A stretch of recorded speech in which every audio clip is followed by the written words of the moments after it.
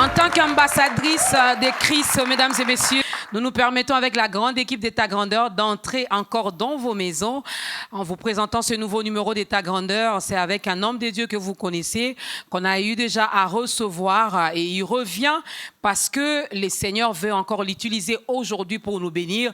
Il veut encore passer par lui pour nous faire du bien. Il veut encore l'utiliser comme canal pour nous parler de sa part. Alors je nous demanderai de ne pas être distrait, de rester, de regarder surtout avec un œil spirituel pour ne pas rater ce que l'Éternel va déverser en ces lieux et pourquoi pas là où vous vous trouvez également, vous qui êtes scotchés à ce programme d'État à grandeur où nous venons encore aujourd'hui élever le nom de notre Seigneur Jésus-Christ. Il est vivant, il est le même hier, aujourd'hui, éternellement. Il t'aime tellement, il t'a sauvé, il t'a racheté, il s'est donné pour toi, pour que toi tu aies la vie éternelle. Il s'est rendu, il s'est fait pauvre pour que toi tu sois riche. Il a accepté toutes ses blessures pour que toi et moi soyons en bonne santé. Alors quoi de mieux que d'être encore reconnaissant envers ces bons dieux. Voilà pourquoi nous nous permettons encore d'entrer dans vos maisons et de vous apporter la bonne nouvelle, celle de Jésus-Christ, n'est-ce pas? Le seul Seigneur et le seul Sauveur que nous pouvons élever dans ce programme. Shalom également à toutes les personnes qui nous regardent via les réseaux sociaux. Bien, c'est à grandeur. Vous nous suivez sur notre page Facebook, que l'Éternel vous bénisse. Vous nous regardez également via YouTube, que l'Éternel, que sa grâce vous localise. Alors ensemble, mesdames et messieurs, voici notre invité. Le pasteur Puisse Mbayabo est congolais américain résident à Atlanta dans l'État de Géorgie aux États-Unis d'Amérique. Ingénieur technicien de formation et bishop ordonné par les Églises de Dieu, Church of God. Il a une maîtrise en leadership et en voie de sa poursuite de doctorat en leadership studies. Le pasteur Mbayabo est le représentant de l'Église La Nouvelle Jérusalem Bruxelles aux États-Unis. Il est le fils spirituel de l'évêque Martin Mutwebele. Il a créé et supervise 3 églises aux États-Unis, dont la New Jerusalem Dream Center à Stone Mountain, New Jerusalem Dream à Geneville et New Jerusalem Dream Center à Maranatha. Il est fondateur et président de la CPM Ministries International, qui est un centre de formation divers aux États-Unis et dans le monde entier. CPM Ministries vise à développer des leaders, à renforcer les relations de couple dans le mariage et former des partenariats divers. CPM Ministries assiste aussi à valoriser les dons et talents cachés dans les artistes et offre également un ministère de compassion envers les démunis. À travers ces 4 branches de leadership development, marriage and family enrichment, production et compassion, CPM organise les rencontres d'altitude qui ont pour but d'aider les gens dans leurs diverses préoccupations à atteindre un niveau plus élevé afin de mieux s'y positionner et adopter une nouvelle attitude et opérer avec excellence. Le pasteur Mbayabo est aussi reconnu comme soutien spirituel de plusieurs leaders spirituels ainsi que des hommes d'affaires dans la grande communauté de la Géorgie et ailleurs. Il est également présent dans différentes actions de développement social. Ensemble, avec sa chère épouse First Lady Florence Pan Mbayabo, ils sont parents de 3 enfants, dont 2 filles et 1 garçon. Ils sont également grands-parents de 5 merveilleux petits-enfants, dont 1 fille et 4 garçons. Ensemble, ils gèrent leur centre de rêve Dream Center à Atlanta. Voilà, c'est lui notre invité, le pasteur Puisse Mbayabo, qui nous vient fraîchement de l'Atlanta. Vous le connaissez déjà. Shalom pasteur, prenez place, je vous en prie. C'est toujours un réel plaisir de vous recevoir. Merci. Dans ce programme d'État Grandeur. Merci, Maman Dorcas. Nous sommes honorés encore et je crois que c'est le cas aussi pour le peuple de Dieu qui nous regarde en ce moment. Alors, depuis votre dernier passage dans ce programme, il y a eu des témoignages, il y a eu des échos, il y a eu des retombées. Là, beaucoup de témoignages, beaucoup de témoignages. En fait, ça peut prendre toute une émission parce que il y a des gens qui voient ça pour la première fois, qui ont vu même en début de cette année. Et ils pensaient, il y a des gens qui m'appellent, vous êtes à Kinshasa? J'ai dit non, ça c'est quelque chose qui a été fait l'année dernière. Mais même ici sur place à Kinshasa, je suis allé très loin, mais ici à Kinshasa, des gens m'ont rencontré dans des magasins, dire mais c'est toi qu'on a suivi. Mais les sujets que vous avez abordés, cette émission m'a fait du bien. Il y a, je ne peux pas citer le nom d'un endroit, ici en ville, il y a une personne qui, je voulais un service et il n'arrivait pas ne voulait pas que je discute avec lui. Puis il réalise que, oh, mais c'est vous le pasteur qui parlait de la compassion. Et ce message m'a vraiment touché. Mais là, ça m'interpelle. J'accepte maintenant de faire ce que je ne voulais pas faire. Je réalise que j'étais en train d'être trop dur au lieu d'avoir de la compassion et de la miséricorde. Okay. Ça, c'était ici à Kinshasa. Mais aux États-Unis, en Belgique, n'en parlons même pas. Plusieurs personnes ont été touchées par ça, au point où même, à Atlanta, on me demande quand est-ce que la grandeur va venir à Atlanta. Je dis, bientôt. Bientôt, est-ce qu'on peut acclamer pour le Seigneur? Amen, amen. Voilà, que toute la gloire revienne à ses dieux. Il sait faire les choses. Il nous envoie toujours ses serviteurs avec un message qui nous édifie, qui nous pousse également vers la fin à bien réfléchir et à prendre une bonne décision, celle de donner sa vie à Christ. Alors, nous sommes des ambassadeurs, je l'ai dit au début. Nous sommes appelés également à évangéliser la bonne nouvelle de Jésus. Et nous te donnerons également l'occasion, toi qui nous regardes en ce moment, d'accepter Jésus-Christ dans ta vie comme Seigneur et Sauveur. Le pasteur Pius Mbayabo est là également pour ça. Alors, vous revenez aujourd'hui avec ces thèmes, les conséquences de l'ingratitude. J'ai dit, waouh. Mais avant de commencer avec le thème, j'aimerais bien demander à la chorale de nous proposer la toute première chanson.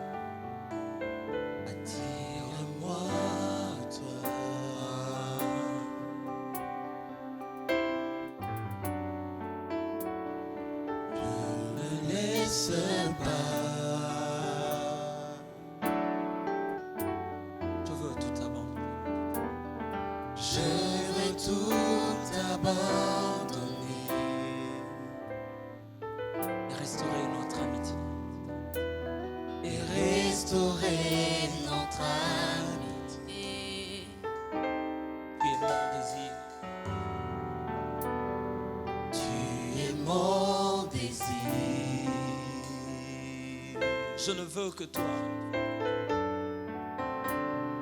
Je ne veux que toi. Rien ne peut te remplacer. Rien ne peut te remplacer. Dans tes bras, je suis rassuré. Dans tes bras, je suis rassuré.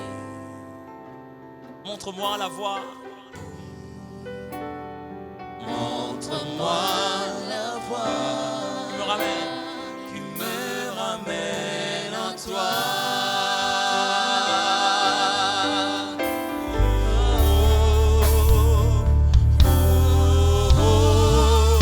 Tu es tout pour moi.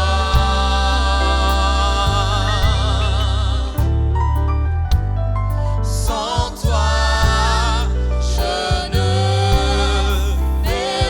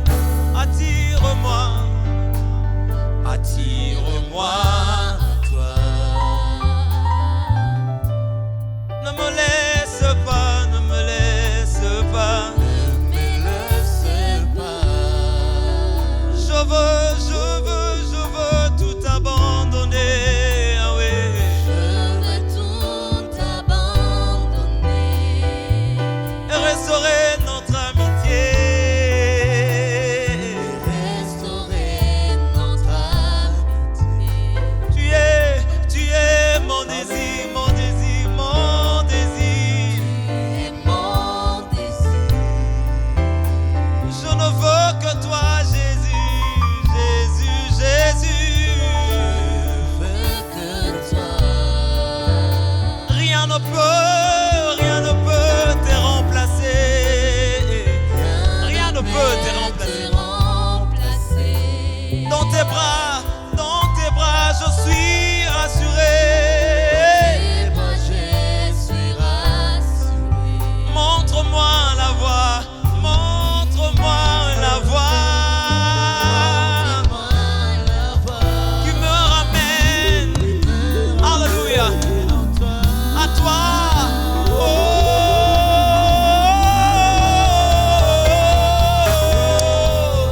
tu es tout. Oh oui, sans toi je ne peux rien, Jésus. Sans toi je ne peux vivre. Oh, tu es tout. Oh, garde-moi près de toi, Seigneur. Encore. Oh oui, tu es tout.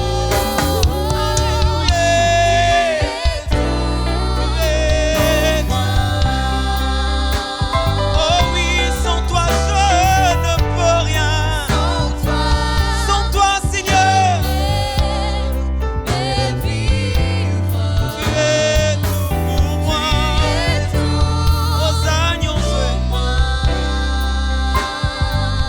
Garde-moi près de toi. Garde-moi plus près de toi, Seigneur. Garde-moi plus près de toi, Seigneur. Bomanga pene na yo, nafanda pene na yo, Yesu yo ya ya. Na yo ka chaleur na yo, natikala na makolo na yo, Yesu yo. Garde mon cœur plus près de toi, garde ma vie plus près de toi, Seigneur. Garde-moi plus près de toi, Seigneur. Garde-moi près de toi.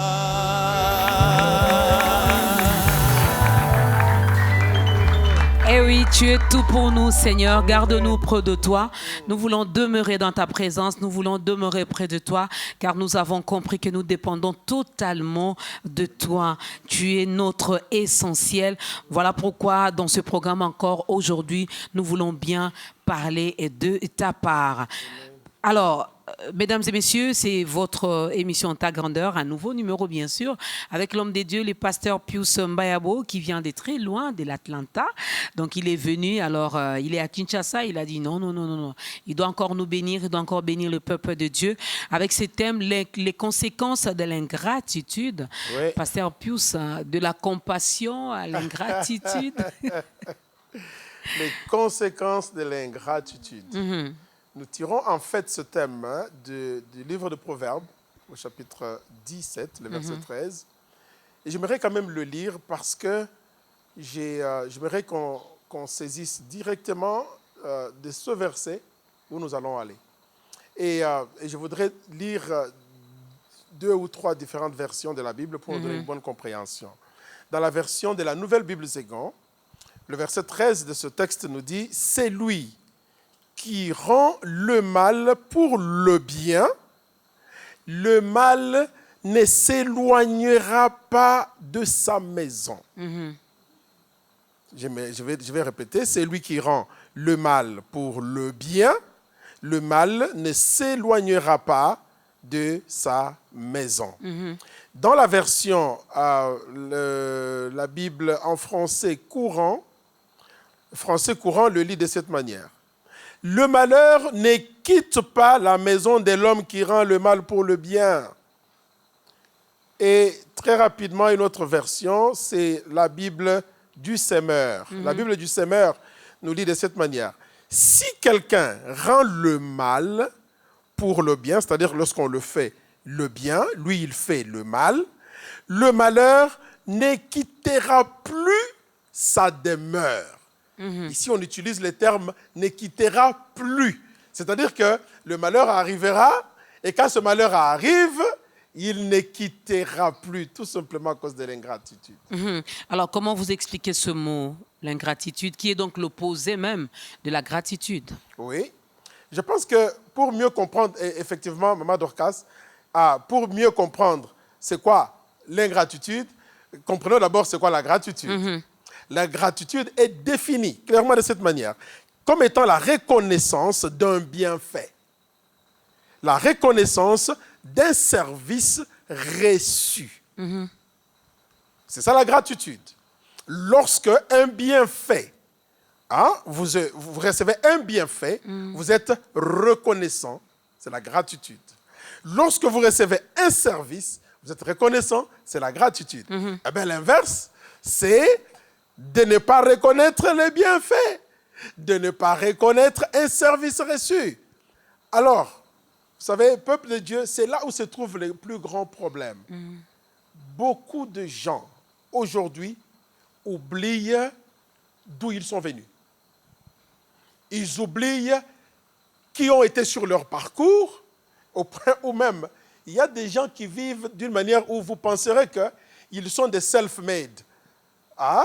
Ils se sont faits eux-mêmes. Ils sont arrivés là où ils sont par eux-mêmes. Il n'y a eu personne dans leur parcours. Alors que c'est faux. Parce que tous, tels que nous sommes là, quelque part, quelqu'un nous a fait du bien. Quelqu'un nous a fait du bien. J'aimerais d'emblée souligner, par exemple, le fait que lorsque je regarde, quand nous venons comme ça, c'est-à-dire qu'une fois, à un moment donné, on a quitté le pays, on est allé ailleurs. Moi, je suis passé par la Belgique, Bruxelles et puis les États-Unis. Quand nous arrivons quelque part, on doit nécessairement être accueillis. OK. On est accueilli par quelqu'un ou par des gens. Comme vous le savez, je ne vis pas ici, donc j'aimerais vraiment vous parler déjà d'où nous venons. Je prends mon exemple. Moi, j'ai été reçu par un couple à Atlanta, et ce couple avait un appartement à une chambre. Et ils ont sacrifié. Et la maman était enceinte. Ils ont sacrifié pour me recevoir et je dormais au salon, sur leur divan. Mais est-ce que je dois rendre le mal à un couple comme celui-là? Même pas leur rendre le bien, mais est-ce que je dois leur faire du mal? Même si, quelque part, après, entre ce moment-là jusqu'à maintenant, ils m'ont fait quelque chose de mal quelque part. Mais qu'en est-il de ce bien-là? Parce que pour moi, le bien-là est resté marqué. Ce couple est resté pour moi, mes parents. Okay. La maman, elle est moins âgée que moi. Mais je l'appelle ma mère. Je la présente partout comme ma mère. Ils sont dans la même ville, ils ne prient pas dans mon église. Eh bien, ils visitent mon église. Quand ils arrivent, même par hasard, je dois leur présenter, voilà mes parents. Et tu sais quoi? Lorsque ma fille s'est mariée, en fait, ma deuxième fille est en train de se marier, mais c'est lui qui est le représentant de la famille. Ça, c'est l'honneur que je lui donne. Jusqu'aujourd'hui, je le présente comme mon parrain. Donc, quand j'ai un événement comme celui-là, il vient, c'est lui qui parlait au nom de la famille. Et c'est comme ça. Il est connu par tout le monde comme, il ne faut pas critiquer le pasteur plus devant lui. Donc, j'essaie d'être reconnaissant. Et le point, c'est quoi? Plusieurs ont redonné en retour le mal.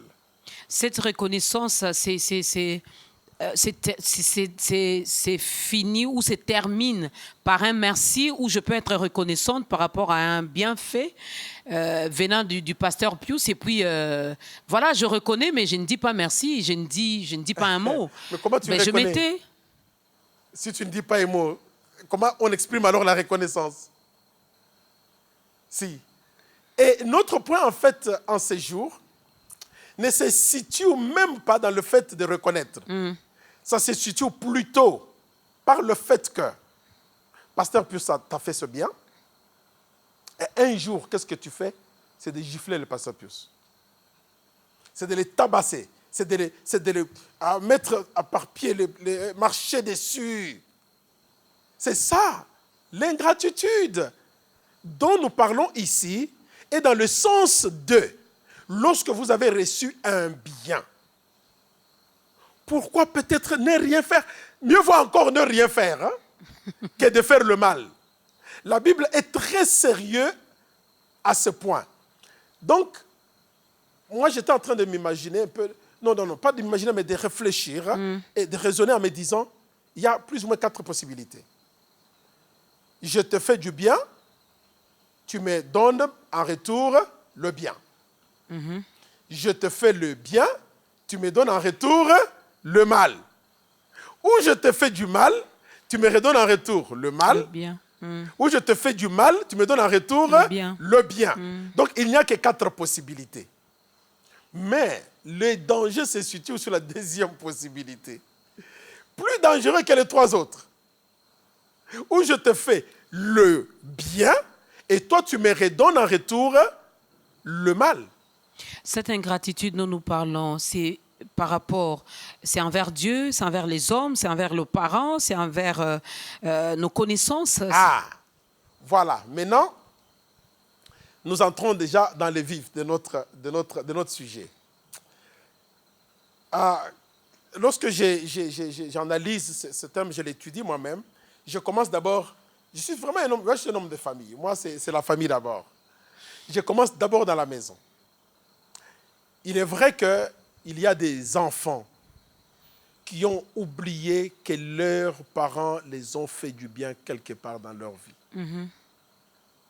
En raisonnant, nous tous là, moi j'étais en train de réfléchir sur moi-même, je regarde, aujourd'hui je suis aux États-Unis, mais je ne peux pas me dire, voilà, oui, de ma propre France, je suis arrivé aux États-Unis, je fais ceci. Oubliez comment nos parents, ils se sont battus pour que nous puissions étudier. On fermait les universités ici dans le temps du Zaïre. Ils ont voulu qu'on ait les meilleurs. Ils nous ont envoyés en Belgique. Mon père a vendu des parcelles. Il a fait de tout son mieux pour que je puisse quitter, aller avoir une bonne éducation et que je devienne quelqu'un dans ma vie. Mais si aujourd'hui mon père est avancé en âge, qu'il soit vieux, qu'il soit ivrogne, même s'il est sorcier, dois-je lui faire du mal? Eh bien, la Bible me dit, si je lui fais du mal, le malheur ne quittera pas non plus ma maison. Mais ce qu'il a fait, votre père, vos parents, nos parents, ce qu'ils ont fait, n'était-ce pas un devoir, Pasteur Pius? Absolument. Ils ont rempli leurs responsabilités et leurs devoirs de parents. Mais les devoirs de parents, parce que généralement, lorsqu'on parle des relations parents-enfants, on oublie que les enfants ont aussi des obligations. N'est-ce pas?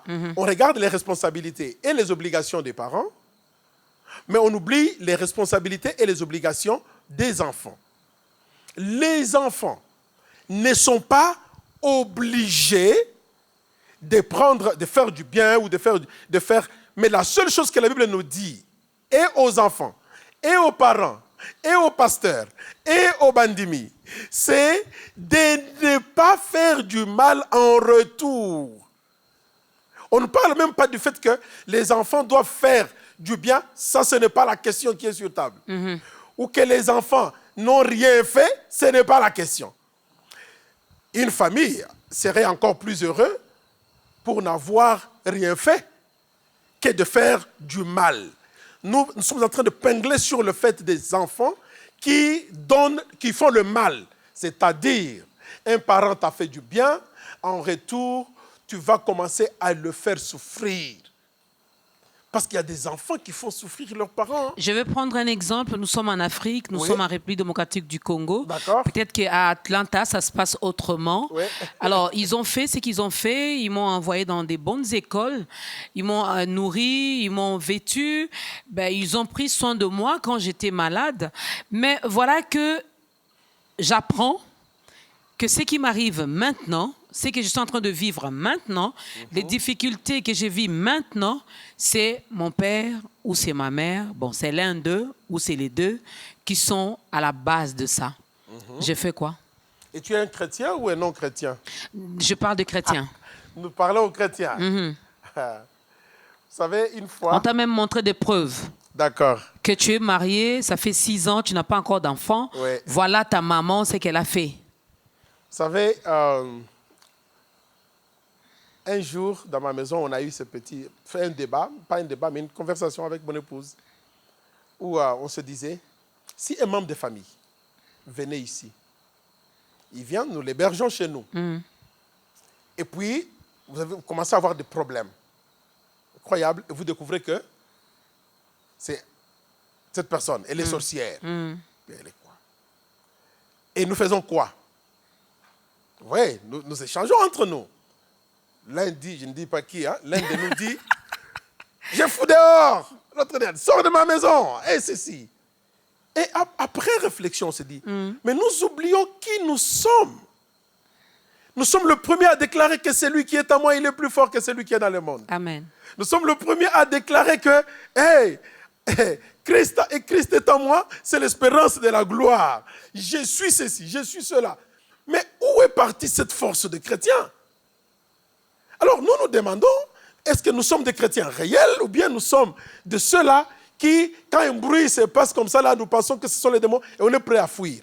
Moi, je crois qu'en tant que chrétien, nous avons la force, on a le pouvoir, on a la puissance, que par nos prières, bien sûr que, on m'a raconté une histoire, mais disant que les démons, hein, ou plutôt les sorciers, des fois, il faut les confronter. Il faut les confronter en leur disant, il y a quelqu'un qui m'a donné un témoignage, ils sont allés dans leur village et un sac a disparu.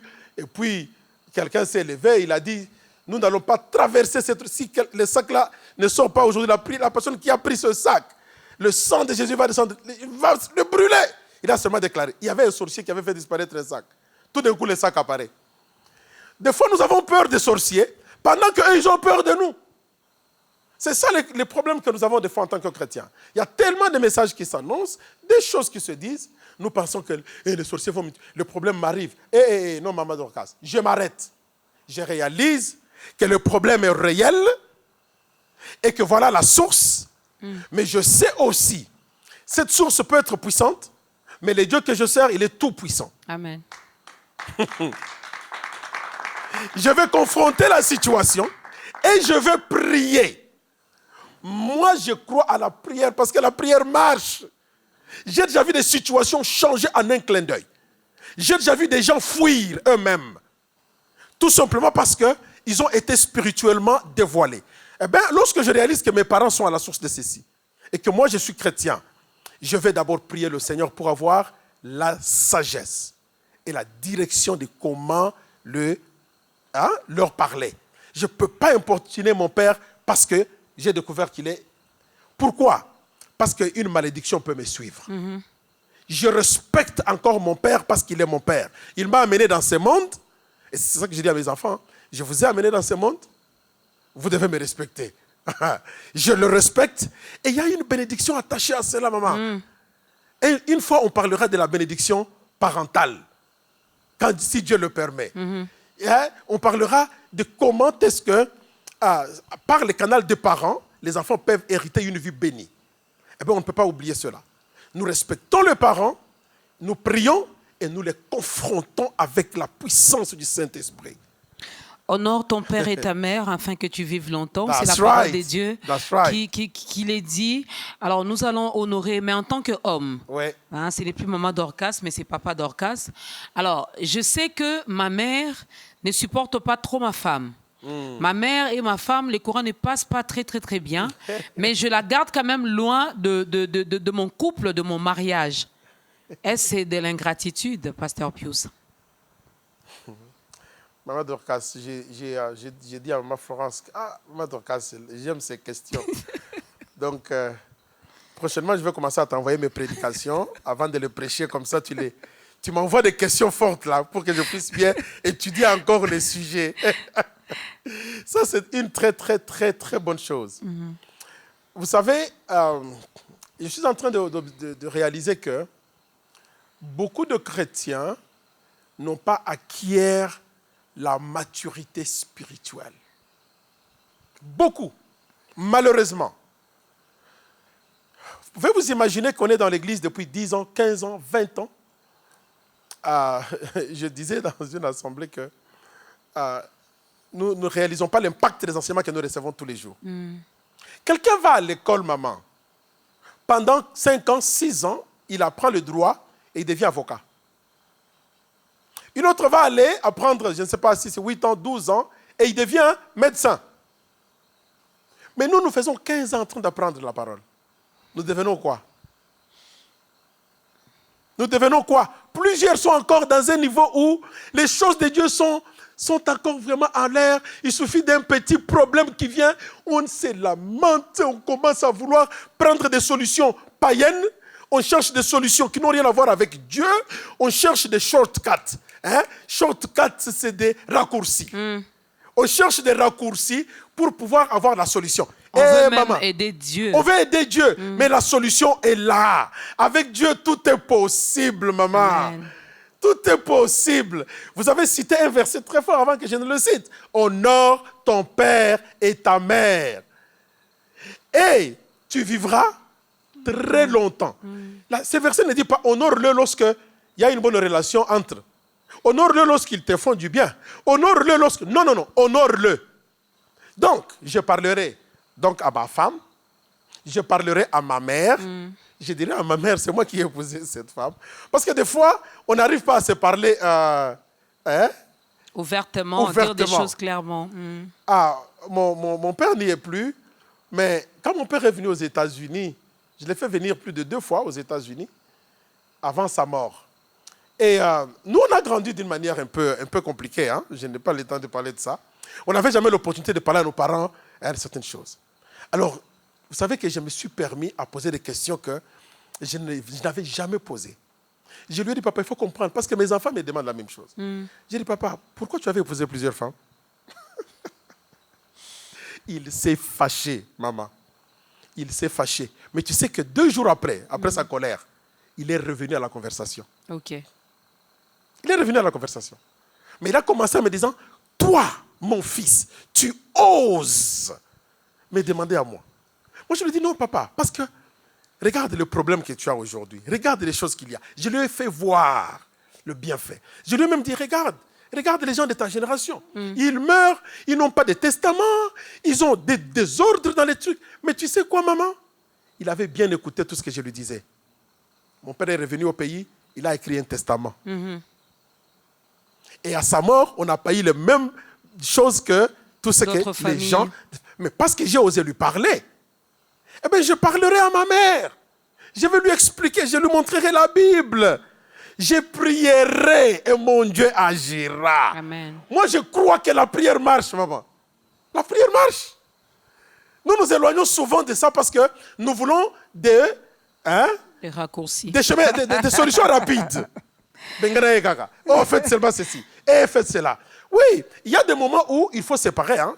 Je ne peux pas en disconvenir. Il y a des moments où je peux, par sagesse, carrément dire, je vais prendre peut-être ma maman, la placer à un autre endroit, ou ceci, si on est par exemple dans la même maison. Il y a aussi la sagesse que nous devons utiliser dans nos relations. Et ce qu'on appelle la gérance des relations. On doit apprendre à gérer les relations. C'est là où Dieu lui-même, par son esprit, il nous donne la sagesse. Et si nous sommes des chrétiens, il dit, si quelqu'un parmi vous manque la sagesse, qu'il fasse quoi? Qu'il prie, qu'il la demande à Dieu. Dieu est capable de nous donner la sagesse, maman. Dieu, il est capable de nous donner la sagesse. Pasteur Pius, est-ce l'ingratitude, est-ce un signe annonciateur, des temps difficiles même dans notre vie? Est-ce une malédiction? Yes. Dans le cas ici présent, vous voyez, lorsqu'on parle de l'ingratitude, je crois qu'il faudrait que nous soulignions aussi le fait que je ne suis pas reconnaissant d'un bienfait, ceci, mais le point qui amène le mal, c'est lorsque nous faisons aussi le mal. Au moment où nous avions reçu le bien. Je crois que tu m'as posé cette question au départ en disant est-ce que c'était par rapport à Dieu? Non, c'est par rapport dans nos relations humaines. On a commencé à parler des parents, on peut aller plus loin, parler des pasteurs dans les églises, ainsi de suite. Mais à ce moment-là, ça se situe dans le fait que nous avons fait le mal lorsque on nous avait fait le bien. Ok. Ainsi, les malheurs est là d'une manière constante dans nos vies. Et après, vous réalisez que c'est simplement la malédiction qui est en train de me suivre. Parce que j'avais fait le mal. Comme l'exemple que j'ai donné au début. Il y a des personnes, on les a reçues bien par d'autres personnes. Mais eux, en retour, ils commencent à critiquer. Et ça, j'en ai plusieurs preuves, plusieurs témoignages. Ils commencent à critiquer les gens. Hey, dans la maison, là, le mari et la femme ne s'entendent pas. Hey. C'est fréquent ici, chez nous. Ah, voilà. Même ici aussi. Oui. Ils commencent à détruire ces gens-là. Ils commencent à détruire. D'ailleurs, vous le voyez seulement comme ça dehors, mais dans leur maison, ils vivent comme ça. Donc, vous commencez à sortir les choses des dents. Des personnes qui vous ont fait du bien. Mieux vaut fermer la bouche. Mais quand vous payez maintenant, vous leur donnez comme récompense le mal va aussi vous poursuivre. Donc la malédiction va s'attacher à vous. C'est très dangereux. En fait, c'est une mise en garde. OK. Ce proverbe est une mise en garde. C'est pour que nous ne puissions pas le faire. C'est pour nous dire, hey, les règles d'or ne nous dit-elles pas que fais à quelqu'un ce que tu aimerais qu'on te fasse à toi? Donc, si tu veux qu'on te fasse du bien, ne rends pas le mal, fais aussi le bien parce que le bien te reviendra. Lorsqu'on t'a fait du bien, surtout. Voilà, j'espère que ceux-là qui sont en train de nous suivre en ce moment sont en train également de comprendre ce dont nous parlons ici. Lorsque quelqu'un te fait du bien, alors ne rends pas le mal par ses biens qui a été fait. Le mieux à faire, comme l'a dit l'homme de Dieu, c'est de ne rien faire. Ne fais rien, ne dis rien. Si tu veux vraiment faire quelque chose, alors il faudra également faire du bien à l'autre. Marquons une pause avec le deuxième cantique.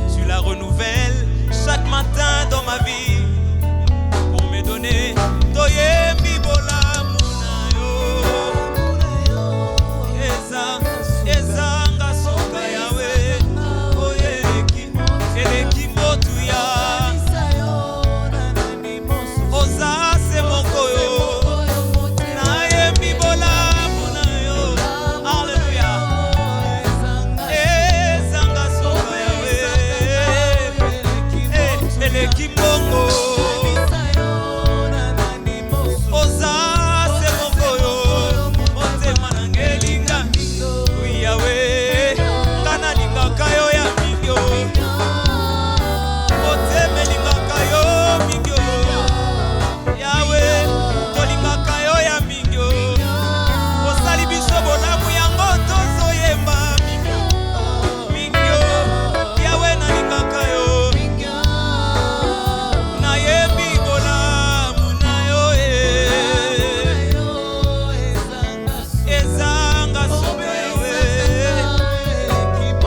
eleki motu ya Yawe.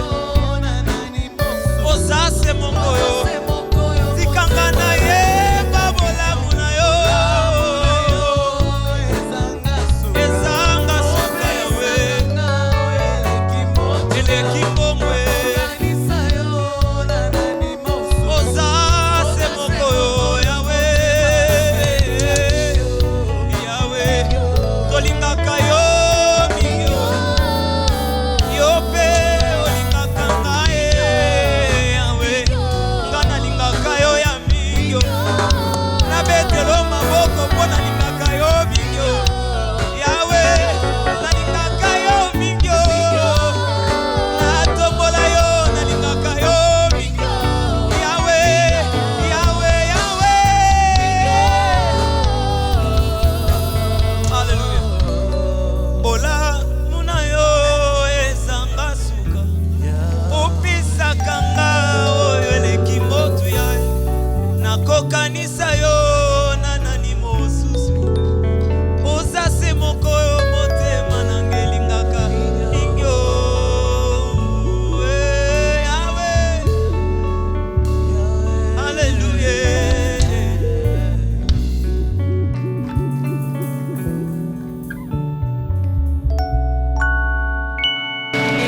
Il est bon. Quelqu'un dira, mais pourquoi vous dites qu'il est bon? Parce qu'on a goûté, n'est-ce pas? On a goûté à ces dieux, on peut le confirmer, qu'il est bon, il est merveilleux, il est grand. Les conséquences de l'ingratitude, mesdames et messieurs, c'est les thèmes que nous exploitons dans ce nouveau numéro d'État Grandeur avec l'homme des dieux, le pasteur Pius Mbayabo. Le malheur ne quittera plus ta demeure. Ouais. Je prends l'une des versions que vous avez lues. Yes. Ne quittera plus. Aujourd'hui, j'étais ingrate. Peut-être que j'étais dans l'ignorance, je ne savais pas.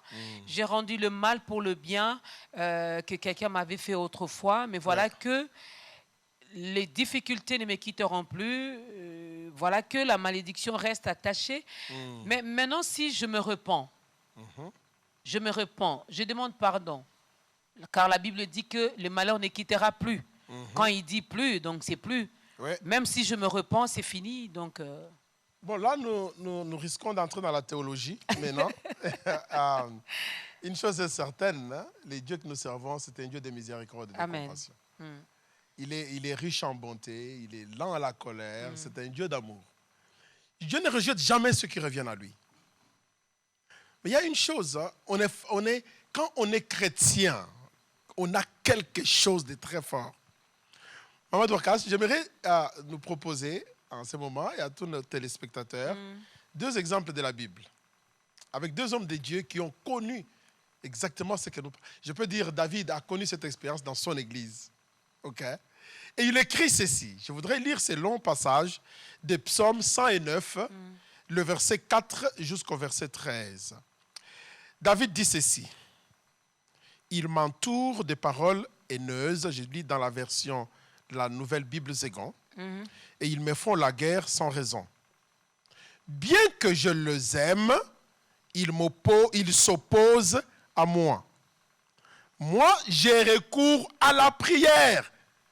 C'est ainsi que dès le début, j'insiste toujours que quand on nous fait des choses, retournons à la prière. David dit, moi, j'ai recours à la prière. Verset 5. Ils me rendent le mal pour le bien. Ils me rendent le mal pour le bien. Ils me rendent la haine pour mon amour. Voilà. Confie-le à un méchant. Écoute la suite maintenant. Qu'un adversaire se tienne à sa droite. Quand il sera jugé, qu'il soit condamné. Et que sa prière passe pour un péché. Ça, c'est cette personne qui a rendu le mal là. Sa prière va passer devant Dieu comme un péché. Que ses jours soient peu nombreux. Qu'un autre prenne sa charge. Que ce fils devienne orphelin. Et que sa femme devienne veuve. Que ce fils soit vagabond et qu'il mendie. Qu'ils aient quémandé loin des ruines de leur demeure. Que le créancier jette le filet sur tout ce qui lui appartient. Et que les étrangers pillent le produit de son travail. Que personne ne lui conserve sa fidélité. Que personne ne fasse grâce à ses orphelins. Que ses descendants soient retranchés et que leur nom soit complètement effacé dans la génération suivante. Et que le péché de sa mère ne soit pas effacé, qu'il soit constamment présent devant le Seigneur, qu'il retranche de la terre leurs souvenirs, parce que cet homme ne s'est pas donc souvenu d'agir avec fidélité, parce qu'il a persécuté le pauvre et les déshérités, jusqu'à faire mourir l'homme au cœur brisé. Il aimait la malédiction en faisant le mal, là. Donc il voulait te maudire, n'est-ce pas? Donc, comme il aimait la malédiction, que cette malédiction vienne sur lui. Il ne se plaisait pas à la bénédiction, que la bénédiction s'éloigne de lui. Comme il veut tout simplement rendre le mal pour le bien qu'il a reçu, qu'il se revête de la malédiction comme d'une tunique, qu'elle pénètre au-dedans de lui comme de l'eau, comme de l'huile dans ses os, qu'elle soit comme le vêtement dont il s'enveloppe, et la ceinture qu'il porte constamment. Hey, telle sera de la part du Seigneur la rétribution des adversaires et de ceux qui disent du mal de moi. C'est pas moi qui l'ai dit, oh. Mais David, lui aussi, il est trop dur. Hein? Oh, maman. Trop dur. C'est pour nous dire que cette mise en garde est sérieuse. Ne rendons pas le mal pour le bien. Quand on nous fait du bien, c'est très simple. Très simple, de soit ne rien faire, ou de faire du bien même. Et vous voyez combien de fois Jésus nous a corrigé, il nous a dit, ne rendez jamais le mal pour le mal. Jésus lui-même, il nous dit déjà de ne pas rendre le mal quand on nous fait le mal. Il dit, on te gifle à gauche, donne-le encore la droite, on te gifle encore, de l'autre côté. Il nous prévient déjà, mais qu'en est-il alors du bien de cet homme qui nous fait du bien? Donc ça, ce passage, c'est pour répondre en fait à cette question, cette situation de ces malheurs qui restent là. Nous voyons que c'est une malédiction qui devient comme les habits. Elle sera attachée à toi. Et ça va de génération en génération. De génération en génération. C'est pourquoi il dit, hein, ne quittera pas. Elle va rester toujours là. Elle va être attachée à ta maison. C'est-à-dire que les enfants qui viennent après toi, il n'y a pas un nom. Leur nom sera effacé. Vous imaginez, votre famille là, on ne parle plus de ces noms-là, de génération en génération. Tout simplement parce qu'on a rendu le mal quand on nous a fait du bien. N'est-ce pas que c'est sérieux, maman? Très sérieux. Je me rends compte que, surtout à l'église, je prends l'église corps du Christ, je prends les chrétiens que nous sommes aujourd'hui. Des fois, on ne fait pas beaucoup plus attention à ça, mais je me rends compte que c'est très sérieux. Pour nous, les péchés, c'est l'impudicité, c'est les vols, c'est la calomnie, c'est la médisance, c'est la jalousie, la haine. Mais on oublie deux fois. Il y en a qui, peut-être, ne font pas toutes ces choses, mais qui sont ingrats. Ils sont seulement ingrats. Je me rends compte qu'ils sont maudits, ils sont plus malheureux. Ils sont plus malheureux, maman. Et des fois, nous ne comprenons pas, nous prions. N'avez-vous jamais vu dans nos églises combien de gens, ils ont même posé des semences de toutes sortes. Donc, on commence à prendre Dieu comme si on peut l'acheter. Mais ils font des choses qui, pour eux, ils font de bonnes choses pour qu'ils voient la main de Dieu. Mais la main de Dieu n'est pas là. Elle ne se voit toujours pas. Mais le problème est loin, quelque part. Le problème est ailleurs. Et généralement, quand nous rendons le mal pour le bien, nous oublions. Nous oublions, nous avançons avec notre chemin. On continue à vivre comme si rien n'était. Combien de gens insultent leurs parents tous les jours ici?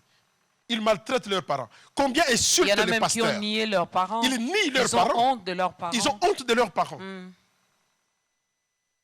J'ai vu quelqu'un qui a posté quelque chose, qui disait, toi, le frère qui critique ton pasteur comme tu as quitté l'église là, parle aussi, dans toutes ces publications, des mauvaises choses. Publie aussi les bonnes choses qu'il avait fait.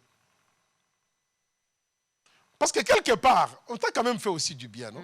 Même si tu es parti pour des raisons, du mal que tu as reçu, mais pourquoi tu veux maintenant rendre aussi le mal?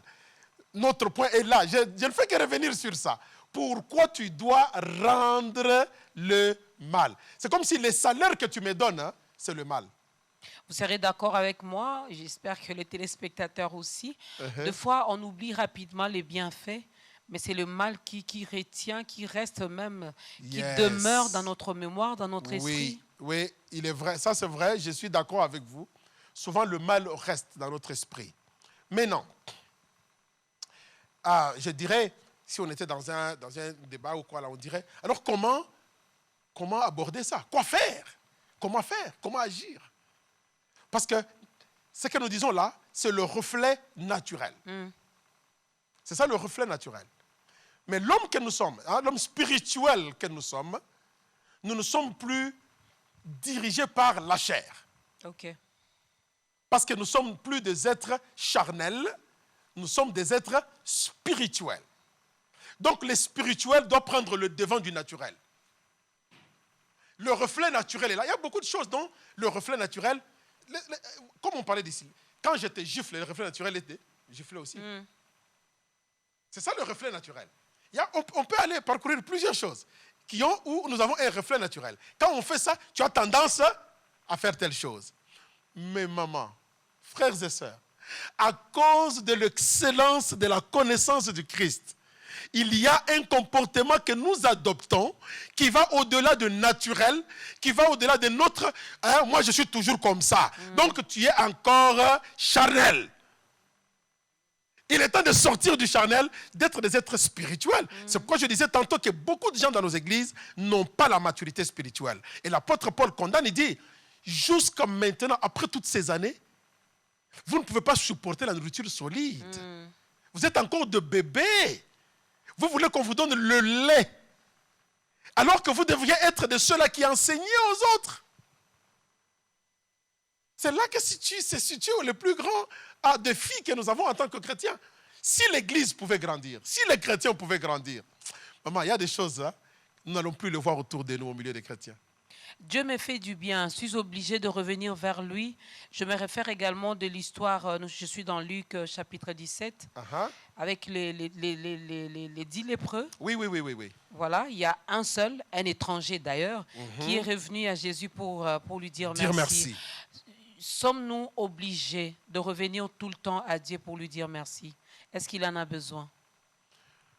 Vous savez, tantôt là, nous avons souligné un peu la gérance des relations. Nous avons une relation avec Dieu, que des fois nous comparons aux relations père-enfant, fils. Donc nous revenons sur terre, et puis nous rentrerons de l'autre côté. Dans ces relations parent-fils, père-fils, lorsque un enfant, tu lui donnes quelque chose, il ne te dit pas merci. En tant que parent, quelque chose se passe. Quelque chose se passe. Tu diras, cet enfant n'apprécie pas vraiment ce que j'ai fait pour lui. Je ne vois pas l'importance de lui donner encore quelque chose d'autre. Ce n'est pas Dieu qui empathie. Ce n'est pas Dieu qui empathie, c'est nous qui empathissons. Nous payons le prix de cela. Vous savez, tout ce que nous faisons, nous louons Dieu, nous bénissons Dieu, nous faisons ceci, nous faisons cela. Est-ce que nous pensons réellement que Dieu veut... Non. Comment, les termes que vous avez demandé, vous avez utilisé, c'est quoi encore? C'est pas comme si Dieu... Est-ce qu'il en a besoin? Est-ce qu'il en a besoin? Revenir auprès de lui pour lui dire merci. Voilà. Est-ce qu'il peut, il peut s'en passer? Maman, si tu ne lui dis pas merci, quelqu'un d'autre lui dira merci.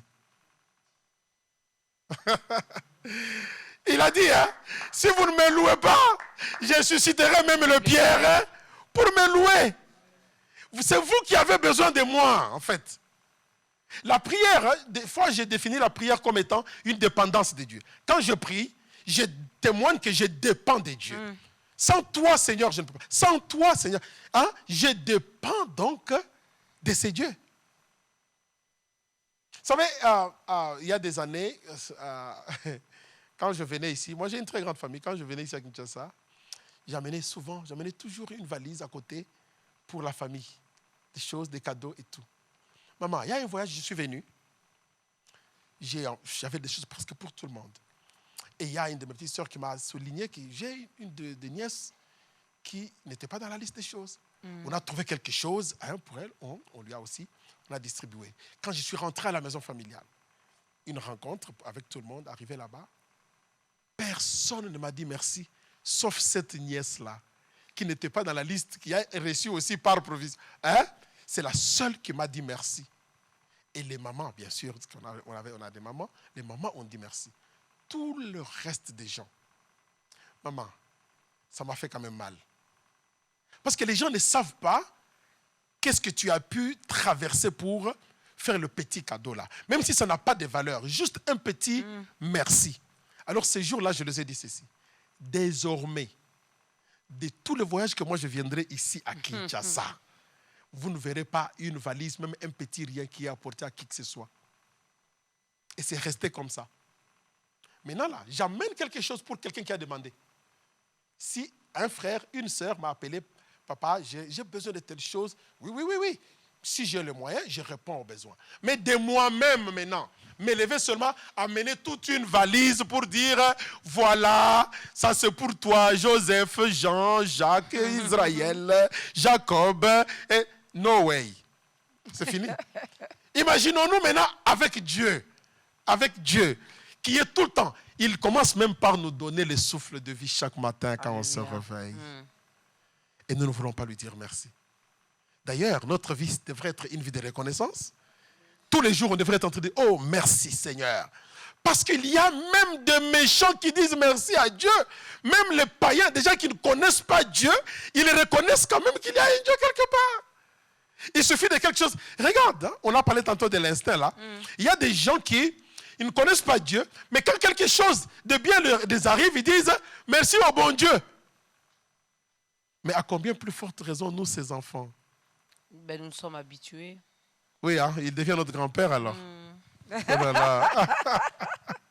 On est habitué à Dieu. On sait que hier il avait donné, ben aujourd'hui encore il donnera, et demain encore il donnera, après-demain. Oh là là. Et nous allons tomber dans l'habitude.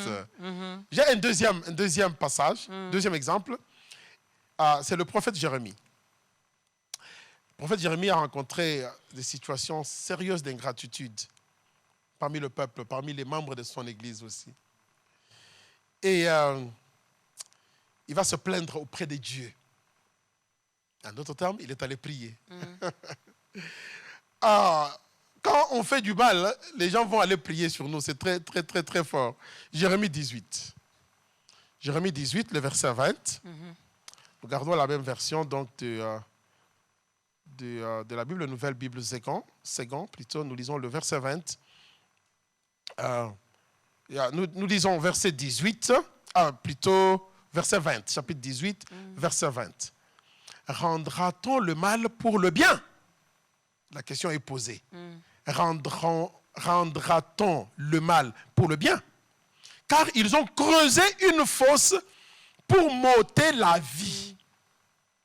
Souviens-toi que je me suis tenu devant toi pour parler en leur faveur et détourner de ta fureur. Vous voyez les gens pour qui nous prions, nous jeûnons pour eux, nous leur faisons du bien, mais eux ils vont creuser des trous pour que nous puissions tomber dedans. À cause de cela, écoute maintenant la prière de Jérémie, hein, à cause de cela, livre leur fils à la famine, précipite-le sur les tranchants de l'épée, que leurs femmes soient privées d'enfants et deviennent veuves encore, et que leurs maris soient atteints par la mort, que leurs jeunes gens soient frappés par l'épée pendant la guerre, qu'on entende des cris sortir de leur maison. Quand tu feras venir contre eux à l'improviste une troupe armée, car ils ont creusé une fosse pour me prendre. Ils ont caché des filets sous mes pieds. Et toi, Seigneur, tu connais tous les projets meurtriers qu'ils forment contre moi. Ne fais pas l'expiation sur leurs fautes, n'efface pas leurs péchés de devant toi, qu'ils trébuchent devant toi, agis contre eux au temps de ta colère. Ça, c'est la prière de notre bien-aimé serviteur, le prophète Jérémie, à ces gens. Ça fait peur, hein? La malédiction qui doit suivre. Ça fait peur, mais avant de prendre une courte chanson, non seulement ça fait peur, mais ça me permet également, ça me pousse à poser cette question. Nous avons lu les tout premiers textes avec Oui, David. avec le roi David. Avec David en psaume. Et là, c'est le prophète Jérémie. Oui. Si c'est Dorcas qui est ingrate, pourquoi pas seulement maudire Dorcas? Pourquoi ça doit descendre sur ma progéniture, sur mes enfants, sur si c'est la femme, sur son mari, si c'est l'homme, sur sa femme? Pourquoi, Pasteur Pius? Notre thème, c'est les conséquences. Voilà les résultats qui suivent le mal qui est fait. Lorsqu'on parle de malédiction, vous savez, je suppose, nous le savons, nos téléspectateurs, qu'il y a plusieurs sortes de malédictions. À partir d'une malédiction, en fait, la malédiction, c'est comme un cancer. C'est comme un cancer. Donc, si on ne l'arrête pas, vite, hein, ça part. Ça se transmet dans d'autres domaines. Ça devient aussi une malédiction des générations. Ok. Et moi, je pense bien que Dieu, hein, il a toujours une provision de nous sortir de quelque chose. Lorsqu'on réalise que, oui, Dorcas a fait, mais Dorcas peut arrêter ça. Même les malédictions, ça s'arrête. On brise les malédictions. Mais quand on n'arrête pas, c'est comme la gangrène, on dit en français. Hein? Oui. Donc ça passe de cellule en cellule, ça part d'une génération à une autre, et ainsi de suite, c'est en train de partir. Mais nous pouvons nous en libérer. Nous pouvons nous en libérer parce que la malédiction a aussi ses causes et ses effets. Une fois, c'est comme lorsque vous savez qu'il y a des maladies, en fait on dit, lorsque tu as une telle maladie, elle peut causer une autre, c'est pourquoi il faut l'arrêter très vite. Il faut faire très attention à la tension artérielle, parce qu'elle peut causer la diabète, elle peut causer le problème de rein, ainsi de suite, ainsi de suite. Il faut l'arrêter quand il faut. C'est très sérieux, mesdames et messieurs. J'ose croire que cette émission vraiment poussera quelqu'un à prendre une décision d'arrêter avec l'ingratitude et finalement de développer cet esprit de gratitude, non seulement envers Dieu, mais envers les uns, envers les autres. On va prendre une courte chanson avant de passer à l'appel. J'ai tellement de questions, mon Dieu, mais c'est la télé. Tout est bien calculé, alors une courte chanson.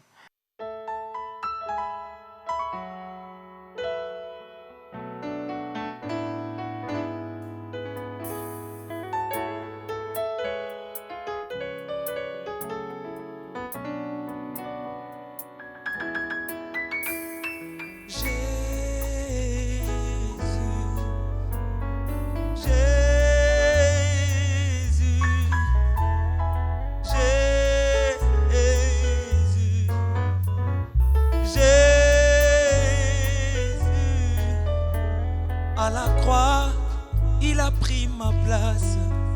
Devant le Père, il crie avec douleur. Dans la souffrance, il prononça le pardon. À Gethsemane, sa sueur devint le sang. Dans la boue, il est venu me chercher. Dans le péché, il est venu me sauver. Oh, il est le commencement de toutes choses, Alpha et Oméga et son nom. À la croix, tu as pris mes peines. Dans la douleur, tu m'as aimé de tout ton cœur. Rejeté, mais tu es resté toujours fidèle. Abandonné, tu es sorti du tombeau. Humilié, tu es ressuscité avec gloire. Élevé, tu es assis à la droite de Dieu. Tu t'appelles la raison de ma vie. Tikanga na yemba Yesu, bolingo na ngai ya bomwana. Tikanga na tatola Yesu, yende tina na ngai ya kozala ya. Laisse-moi chanter tes bontés, je louerai ton nom à jamais. Laisse-moi chanter tes bontés, je louerai ton nom. Oh oui, laisse-moi chanter tes bontés, je louerai ton nom.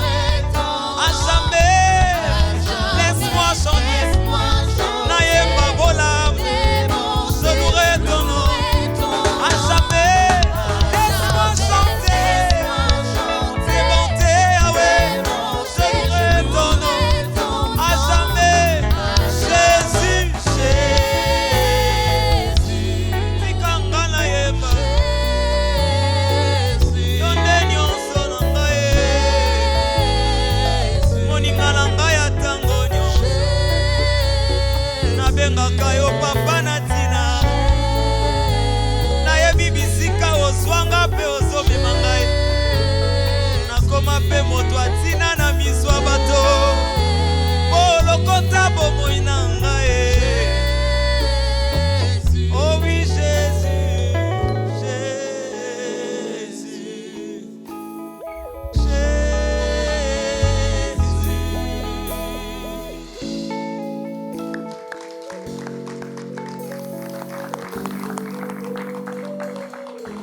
Eh oui, Jésus, nous nous permettons de chanter tes bontés parce que tu es tellement bon, tu es tellement merveilleux.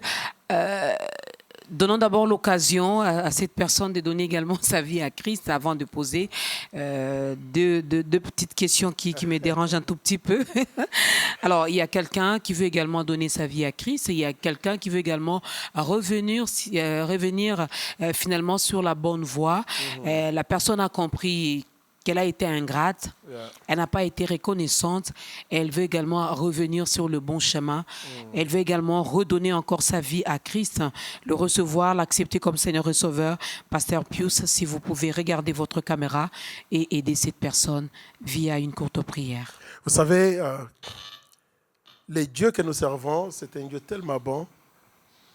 Et dans sa bonté, Dieu nous dit, il dit, revenez à moi et je reviendrai à vous. C'est un appel très simple, très clair de la part de notre Seigneur. Il dit, voici, je me tiens à la porte et je frappe. Si quelqu'un entend ma voix et qu'il ouvre la porte, j'entrerai. En ce jour, tu es peut-être en train de nous suivre et que tu as réalisé toi-même que tu as été victime de l'ingratitude qui a apporté une malédiction dans ta vie. Eh bien, aujourd'hui, Dieu te donne l'opportunité de revenir à lui. Ou carrément, tu es là, tu n'as jamais reçu Jésus comme Seigneur et Sauveur. Tout ce que nous disons ici, ça ne te dit absolument rien. Eh bien, Dieu te donne l'opportunité de revenir à lui. C'est Jésus qui est en train de frapper à ta porte maintenant. Si tu l'entends, ouvre la porte de ton cœur. Et fais juste cette prière avec moi. Dis, Seigneur Jésus, je reconnais que je suis un pécheur. Je reconnais que j'ai été ingrat. Je reconnais que j'ai marché d'une manière qui ne te plaît pas. Mais aujourd'hui, j'ai entendu ta voix, je reviens à toi. Pardonne-moi. Accepte-moi. J'ouvre mon cœur. Pardonne mes péchés. Pardonne mon ingratitude. Et je vais te recevoir en ce moment comme Seigneur et Sauveur. Viens, sois le maître de ma vie. Je reconnais que tu es mort à la croix et tu as versé ton sang pour moi. Aujourd'hui, je suis sauvé. Je suis une nouvelle créature. Et je prie, Seigneur, tu as entendu tes enfants qui ont crié à toi. Ta grâce est venue le chercher. Et ta parole me dit que nous sommes sauvés par grâce et au moyen de la foi. Tu as en ce jour manifesté ton amour à leur égard. Tu as manifesté ta bonté. Alors qu'ils étaient perdus, éloignés, privés des droits des citoyens en Israël, alors qu'ils étaient sans force, il est écrit, Christ mourait pendant que nous étions encore pécheurs. Jésus-Christ, tu mourais. Il y a de cela 2000 ans pour eux. Seigneur, que ton œuvre s'accomplisse dans la vie de quelqu'un maintenant. Que la délivrance réelle se manifeste dans sa vie. Peuple de Dieu, laisse le Saint-Esprit faire son œuvre dans ta vie. Reçois Jésus-Christ. Laisse-le triompher dans ta vie, maintenant et pour toujours. Vis maintenant pour Jésus. Au nom de Jésus, nous avons prié. Amen.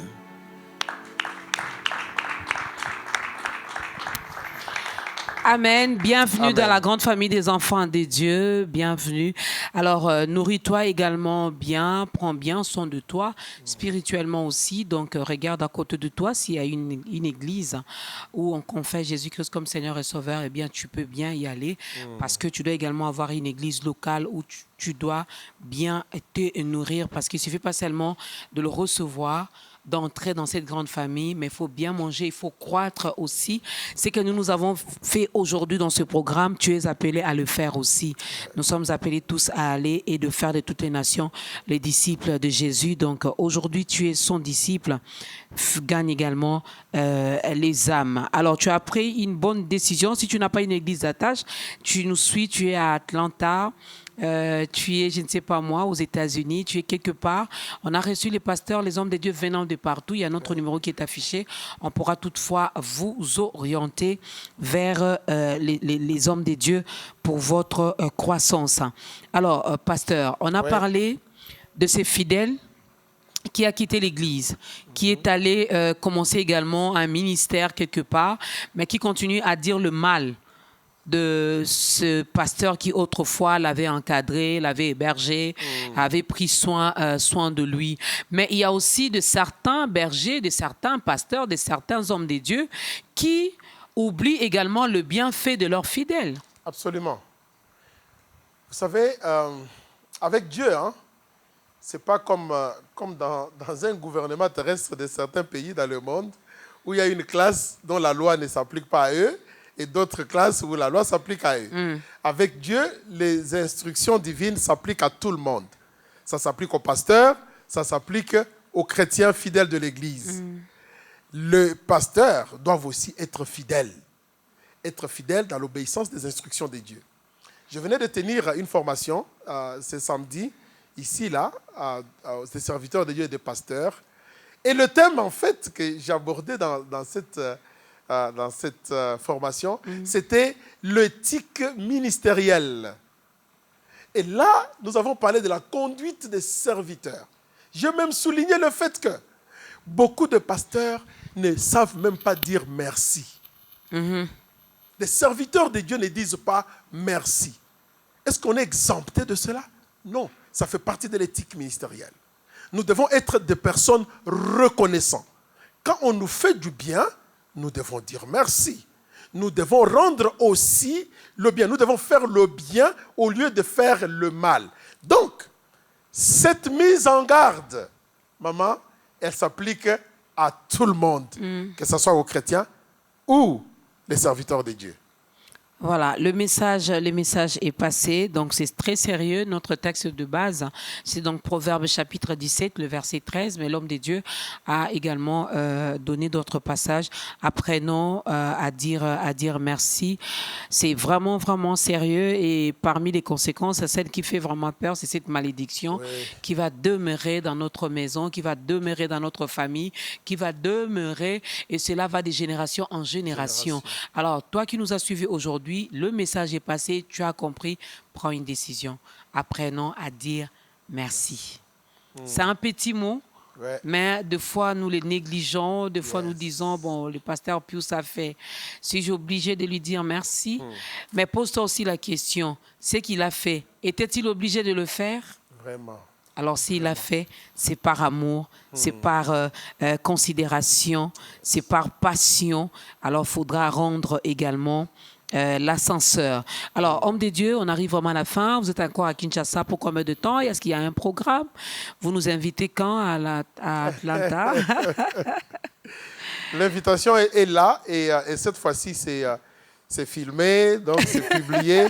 Maman Dorcas, vous êtes la bienvenue à Atlanta. Merci beaucoup. Et ta grandeur est la bienvenue. Pas seulement vous, ta grandeur. D'ailleurs, au mois d'août, j'ai le grand mariage de ma fille. Hein. Là, ça c'était notre invitation. Mais là, vous avez l'invitation. Vous pouvez venir à ce mariage. Merci beaucoup. Et avant de cela, j'aimerais donner un passage, maman, juste pour conclure ce moment. Jean chapitre 10, le verset 21, c'est le Seigneur Jésus qui dit, hein, la Bible nous dit ici que les Juifs ramassèrent à nouveau de pierre pour le lapider. Au verset 31. Verset 32, Jésus leur dit, je vous ai montré beaucoup de belles œuvres venant du Père. Pour laquelle de ces œuvres allez-vous me lapider? Il dit, je suis venu sur la terre, je vous ai fait beaucoup de bien venant de mon Père. Maintenant, vous voulez me lapider. C'est pour laquelle des bonnes choses que je vous ai faites, là, que je vous ai données, que vous voulez me lapider. Une mise en garde pour nous. Ne rendons jamais le mal pour le bien. Pour le bien. Nous sommes encore à Kinshasa. Aujourd'hui même, nous avons un programme dans le cadre des CPM Ministries. Nous avons une activité pour les jeunes. Nous voulons entretenir les jeunes dans une rencontre d'altitude où nous recommandons, où nous essayons vraiment d'ajouter juste un plus dans la vie de jeunes gens, dans leur vie, dans leur comportement. Et ce sont les genres de rencontres que nous allons venir à Kinshasa pour en faire plusieurs. Nous en ferons pour le couple marié, toujours dans le cadre des CPM Ministries. Nous sommes en train de préparer aussi des excursions pour le couple. Nous allons les amener c'est excursion, quand on va en bateau là. Excursion. Et nous préparons aussi une retraite à Île Maurice, où nous lançons déjà donc l'appel. L'information viendra très, très, très bientôt. Et en plus, on est à Atlanta. Si vous visitez Atlanta, venez à la Nouvelle Jérusalem Dream Center. C'est là où nous tenons nos cultes. Nous avons 3 églises maintenant autour de la ville d'Atlanta, à Gainesville et dans les sud-est de la ville d'Atlanta. Et le Seigneur est avec nous. Nous vous attendons. Vous êtes vraiment la bienvenue. En fait, plusieurs personnes visitent l'Amérique maintenant. Mais dans toutes ces personnes, nous regardons Maman Dorcas. Nous attendons Maman Dorcas. On n'en voit toujours pas. Voilà, le message est passé. Alors, vous qui êtes à Atlanta, vous qui nous regardez également, si vous faites un tour là-bas, allez-y, Nouvelle Jérusalem, Dream Center. Allez-y, le pasteur Pius est là, ainsi que tous les enfants des dieux. Vous serez bien, bien, bien accueillis. Un numéro de contact? Le numéro de contact est le 770. Oh, le numéro d'Atlanta, c'est le +1 770 414 8272. Je le répète encore, c'est le +1 770 414 8272. Vous pouvez aussi nous visiter sur notre page Facebook ou sur notre site web ngdreamcenter.org. Nos rencontres sont tous les dimanches à Gainesville, nos cultes sont à 8h. À Maranatha, les cultes sont à 10h. Et à la Nouvelle Jérusalem, à Dream Center au central, le culte est à 11h, donc tous les dimanches. Voilà, le message est passé. Mesdames et messieurs, prenez au sérieux les thèmes que nous avons exploités aujourd'hui. Si vous avez le temps de méditer là-dessus aussi, par rapport à tout le passage que l'homme de Dieu a donné ici, allez-y, ne prenez pas à la légère ce que nous avons dit ici. L'ingratitude, c'est une mauvaise chose. Vraiment, il faut refuser cela. Voilà pourquoi moi j'ai dit un grand merci à l'homme de Dieu, le pasteur Pius Mbayabo. À chaque fois qu'il est à Kinshasa, il ne manque pas de venir nous bénir. Il nous a soutenus également dans Méga Ta Grandeur. Peut-être que je n'avais pas eu l'occasion de dire merci. Je l'ai dit là maintenant.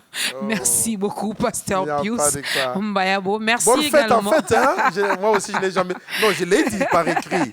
Bonne fête. Oui. C'est l'occasion aussi de dire encore publiquement. Voilà. Bonne fête à ta grandeur. Merci également à la chorale. Merci également à nos frères et sœurs qui étaient là. Merci. On peut vous encourager par des acclamations. Un grand merci aussi aux autorités de B1, à Monsieur l'ambassadeur.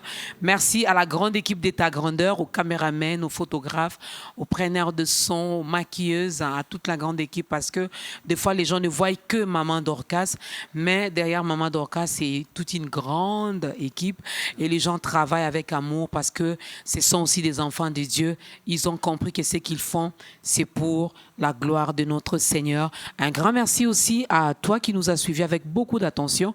Laisse que l'Éternel te bénisse abondamment. L'homme de Dieu, nous sommes vraiment, vraiment arrivés à la fin. Nous allons tous nous lever. Le pasteur Pius va clôturer ce moment avec une courte prière et la chorale va nous aider à louer également notre Dieu avec quelques pas de danse. C'est possible ça?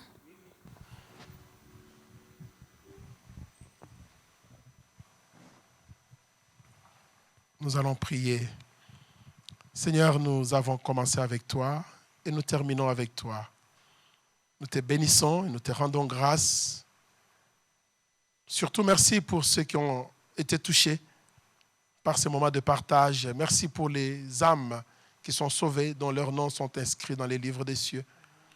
Merci pour ta présence, cher Saint-Esprit. Merci pour cette grâce particulière que nous avons vécue en ces jours. Au nom de Jésus, nous avons ainsi prié. Amen. Kumisi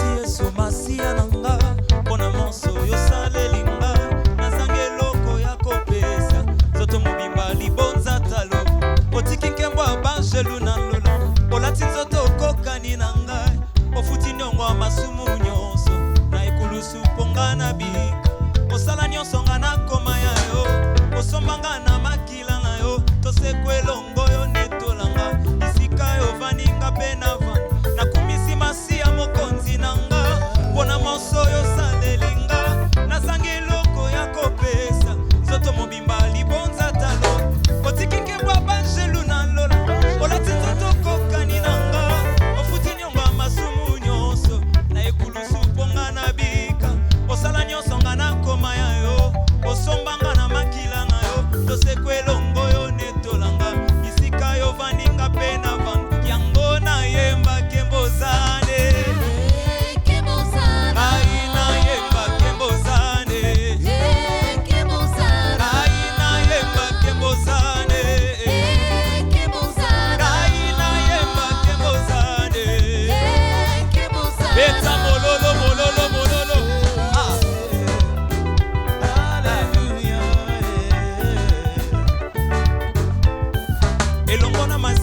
kobanga te asiminga ya tumboli nzambe asombanga na motu ya mingi naza na ntina na miso na ye oza nzambe nzambe na nguya kombo nini ekotelema liboso ya kombo ya masiya mabolongo nyonso ekokumama okoma loyembo ya monoko nanga okota na motema yolangwisanga tala ntina nakoyemba kemboza yango nayemba kembozane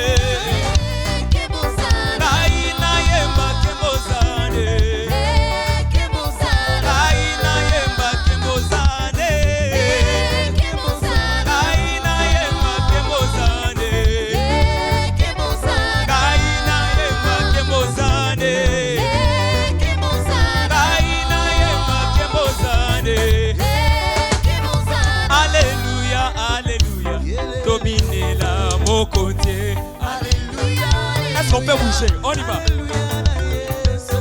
Alléluia, Alléluia. To sanjola mokonzi. Alléluia, Alléluia. Betela Yesu mololo mololo mololo. Abonga na kembo pena lokumwe. Alléluia, Alléluia. Binela Yesu mabina. Binela Yesu mabina.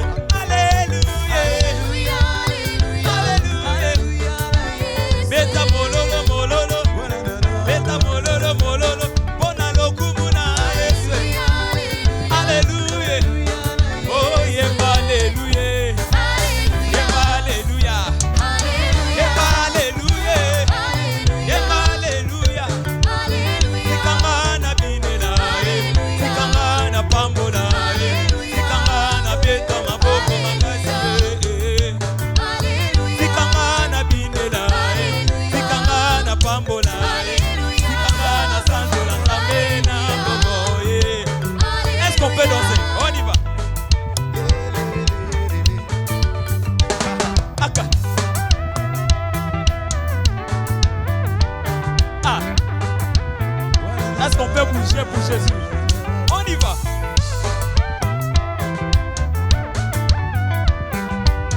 Est-ce que 500 na mololo te 500 na mololo na mabina ebata. On y va.